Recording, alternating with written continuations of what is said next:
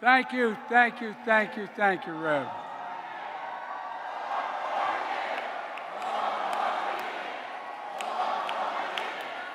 Thank you.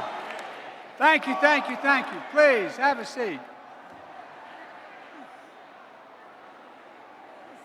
I don't feel tired. I feel inspired. Hello, Detroit. My name's Joe Biden, and I'm a lifetime member of the NAACP. Matter of fact, the first organization I ever joined was the NAACP. Didn't get to vote till you were 21 in those days, but I got involved in civil rights when I was 15. And folks, look, I want to thank Reverend Anthony for that introduction. I tell you what, I measure the significance of an award based on the character and the consequence of those organizations bestowing it. And I love Detroit for 3 reasons. Number 1, my dad was an automobile manager. Detroit put food on our table every night. Oh, not a joke. Not a joke. And when I was vice president, things were kind of bad during the pandemic. And what happened was, Barack said to me, go to Detroit and help fix it. Well, poor mayor, he spent more time with me than he ever thought he was going to have to. God love you. Folks, I'm humbled to receive this organization which defines the character and consequence of what we do. I'm always grateful to Derek Johnson for leadership for the NAACP. Of course, thanks to all the members of the biggest NAACP branch in America, in Detroit.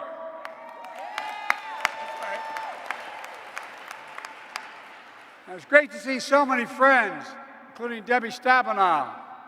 I'm going to miss her in Washington, but she's not going to get away because I'm going to keep coming to her for advice. I'll always be her friend and seek her counsel. And Governor Gretchen Whitmer is my co-chair of my campaign. Senator Gary Peters and Mayor Mike Duggan. Mike Duggan is, I brag about him all the time. I think Mike is one of the best mayors in the entire United States of America, and you know I mean that. All the members of the congressional delegation and all other local leaders. Look, folks, I just came from Atlanta, where I delivered a commencement at Morehouse College. It truly inspires me. Over 400 young black men will do extraordinary things. I told them, I saw them, I heard them, and the nation needs them. They're the future of this country. And I'm here tonight to say the nation also needs all of you, and I mean that sincerely. You matter. You matter. Let's be clear. Because of your vote, it's the only reason I'm standing here as President of the United States of America, period. Again, that's not a joke, that's a fact. You're the reason Kamala Harris is historic vice president. You're the reason Donald Trump is the defeated former president. And you're the reason Donald Trump's going to be a loser again.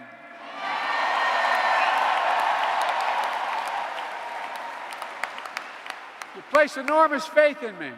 I've tried my best to honor the trust by doing everything in my power to get us through one of the toughest periods in our history. We got through the pandemic. We're investing more money than ever in black families and communities. We deliver checks to deposit in people's pockets to reduce black child poverty. We're reconnecting black neighborhoods cut off by old highways and decades of disinvestment, including here in Detroit. Removing every lead pipe so every child, particularly in neighborhoods around the brink, can drink clean water without fear of brain damage. We're making the most significant investment ever in climate, including the most significant action in environmental justice ever. Every child in America deserves to breathe clean air. We're delivering affordable high-speed internet so no child has to do their homework outside a McDonald's parking lot. I promised we'd be the best, finally beat pharma. As a senator, I tried for years to take them on. We finally did. $35 a month insulin for seniors instead of $400 a month or more. We capped the total out-of-pocket cost for seniors at $2,000 a year, no matter how high their prescription costs are. Expensive cancer drugs can cost $10,000, $12,000, $15,000 a year. This year, Medicare is negotiating to lower prices for the costliest drugs on the market to treat everything from heart disease to arthritis.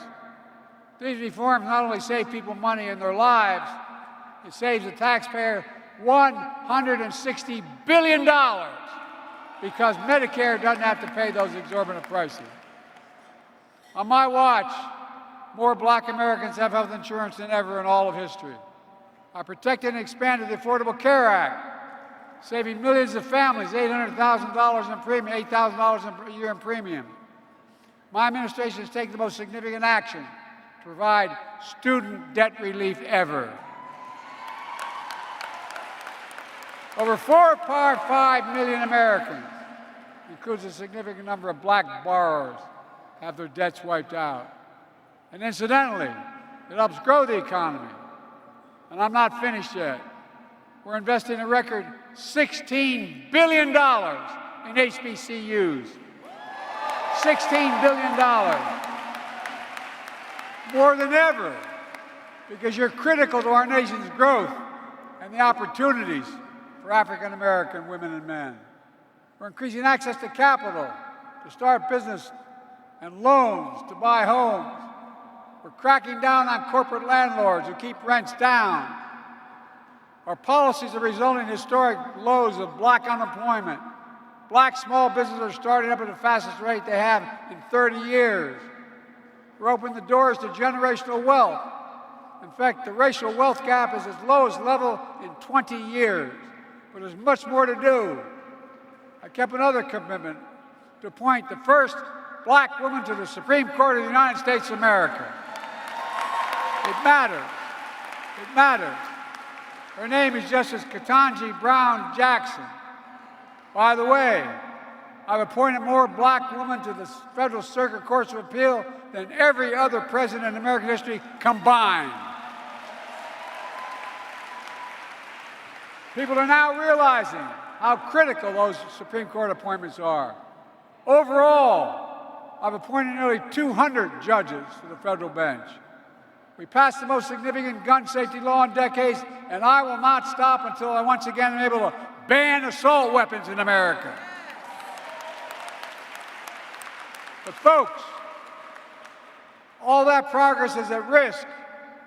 Trump is trying to make the country forget just how dark things were and unsettling things were when he was president. But we'll never forget him lying about how serious the pandemic was. Telling Americans, just inject bleach. I think that's what he did. That's why he's so screwy. Trump wants to give power back to Big Pharma, charge exorbitant prices again. He wants to take seniors back to paying $400 a month for insulin instead of $35. He'd eliminate the $2,000 cap that I've set, that no senior ever has to pay for on a yearly basis more than $2,000 for all prescriptions, including those terrible needed drugs for cancer and many other things that can cost as much as $14,000, $15,000 a year. The medicines you need in order to live. Look, folks, on my watch, 20 million Americans have health insurance under the Affordable Care Act. MAGA Republicans have tried to get rid of the Affordable Care Act more than 50 times. And Trump is still determined to do it. In his words, he wants to terminate the Affordable Care Act, which would deny 3 million Black Americans health insurance, deny protections for pre-existing conditions for millions more Americans. We're going to deny Trump. During his presidency, he enacted a $2 trillion tax cut that overwhelmingly benefited the very wealthy and the biggest corporations, that exploded the federal deficit. These Republicans talk about the debt. Well, guess what? He racked up more federal debt than any previous presidential term in all of American history. And now he wants to do it again. At the same time, he's determined to cut Social Security and Medicare. Folks, I have a better time. I'll protect it. Medicare and Social Security, making the very wealthy finally begin to pay their fair share. Look, I'm a union guy.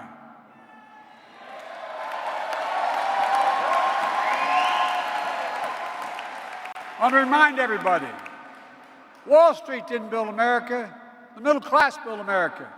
And unions built the middle class.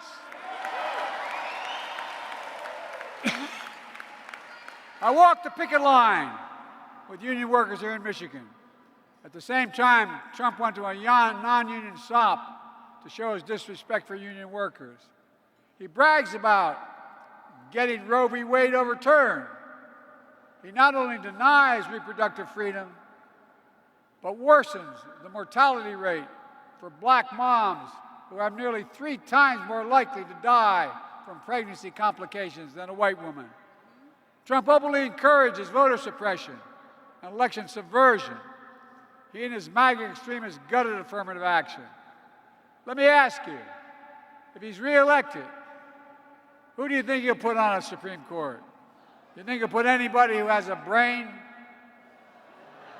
Folks, look, as Dr. King said, give us the ballot.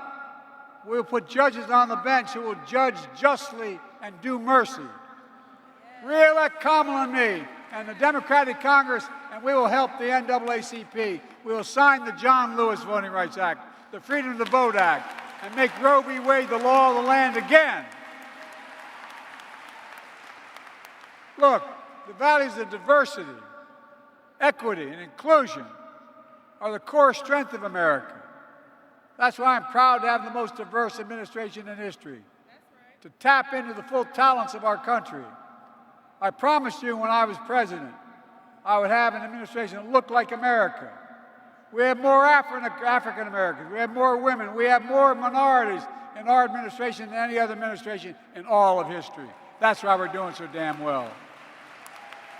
Folks, I never imagined that in 2024 there'd be folks waiting to ban books in America. What in God's name is that about? Not only that, they're trying to erase black history, literally. They're wrong. They don't understand. Black history is American history, not a joke. Together we make history. We do not erase history.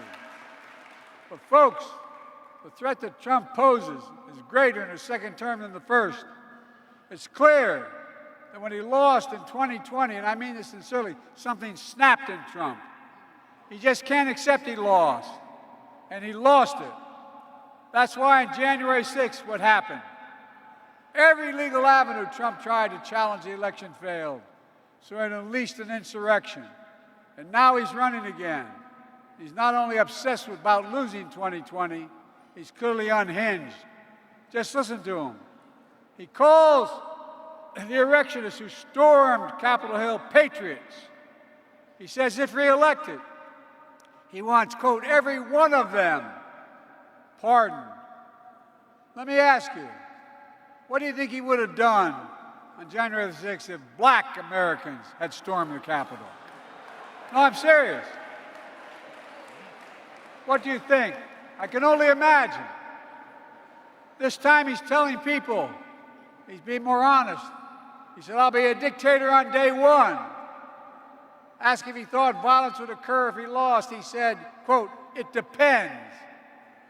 How can it be that any American president cannot denounce political violence? I know I can, I will, and I have. Political violence has no place in America, period. But that's not Donald Trump. Donald Trump has said if he loses again in November, there will be, quote, bloodshed. What in God's name are we talking about here? This is the United States of America. Folks, Trump isn't running to lead America. He's running for revenge. But revenge is no way to lead a country. You can't build a future on revenge. You can't build better lives through revenge. That's why I'm running to lead America into the future, a future of promise and hope and possibilities, because that's who we are, a nation of possibilities.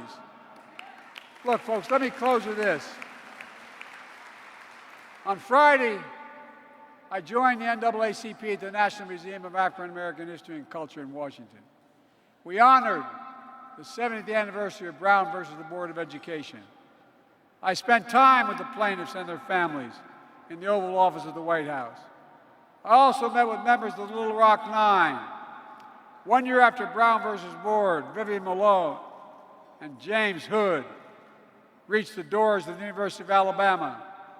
They were blocked by hate and the governor of Alabama. Back in Washington, President Kennedy addressed the nation, warning of the moral crisis bigotry was facing the nation. He announced the landmark Civil Rights Bill. Late that night, in Jackson, Mississippi, an NAACP leader, Medgar Evers, was assassinated outside his home. Earlier this month, I posthumously awarded Medgar Evers the Presidential Medal of Freedom, our nation's highest civil honor. His spirit endures. The NAACP spirit endures. Folks, what is at risk in 24 our freedoms, our very democracy? And that's not hyperbole. That's why I need you. Imagine the future we can build together. I see a future where we defend democracy, not diminish it. I see a future where we protect our freedoms, don't take them away. I see a future where the middle class finally has a fair shot and the wealthy begin to pay their fair share in taxes. So we can pay for child care, elder care, paid leave, and so much more that the economy could reduce the federal deficit. I see a future where we save the planet from a climate crisis and our country from gun violence. Above all, I see a future where the full promise of America is available to all Americans, regardless of religion, race, or background. Folks, the idea of America is that we're all created equal, deserve to be treated equally throughout our lives. We've never fully lived up to it, but we've never fully walked away from it either. But Trump will. I will not. I know you won't either. We just have to remember who we are. We're the United States of America, and there's nothing beyond our capacity if we do it together. And there's no better outfit to do it with than the NAACP. God bless you all, and may God protect our troops. Thank you.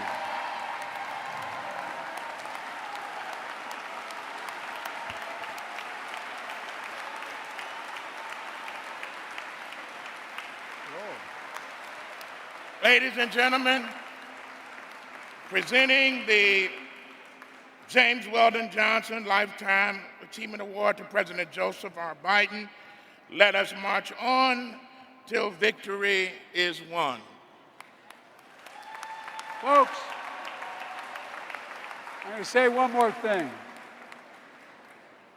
My state was a slave state, to its great shame. My state was segregated by law. My state needed to change. The Democratic Party in my state used to be recalcitrant, used to be more Southern than it was Northeastern. So when I get old enough to register to vote, I could not bring myself to register as a Republican, but I could not register as a Democrat at the time because I joined an organization to try to change the party. That organization, the first one I joined, I had to register as a decline to state what you are. But I already was part of a party that was changing the nation in my state, the NAACP. God love you all for what you do. Yes, sir. Thank you, sir. That's amazing. Thank you, man. Thank you.